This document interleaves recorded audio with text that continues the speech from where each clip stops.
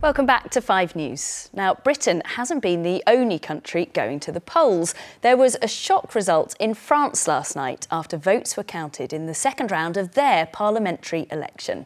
This woman, Marine Le Pen, and her far-right party were predicted to seize power, but an unexpected turn of events saw an alliance of left-wing parties teaming together to win the most seats. It's left the country in a bit of a political mess, though, as Alan Jenkins explains.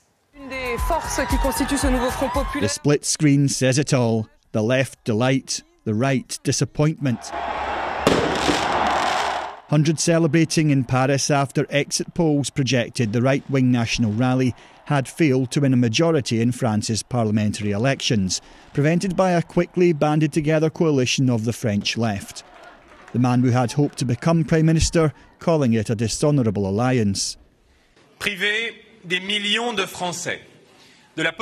Depriving millions of French people of the possibility of seeing their idea brought to power will never be a viable destiny for France, he said. Emmanuel Macron has not simply pushed the country toward uncertainty and instability, he is depriving the French of any solutions to their daily problems.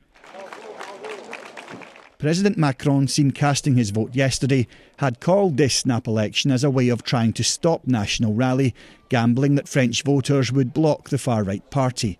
They did in the end. National Rally, the party of Marine Le Pen, came third, with the coalition of left parties in first, and no party has an overall majority. The result overall is a hung parliament, meaning that it will probably be months, if not years, of paralysis and non-government and indeed social problems in a country that is only too used to violent dissent.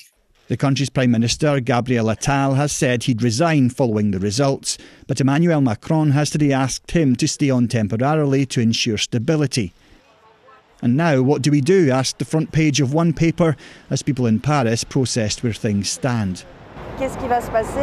What's going to happen? How are they going to govern this country? Asking one lady.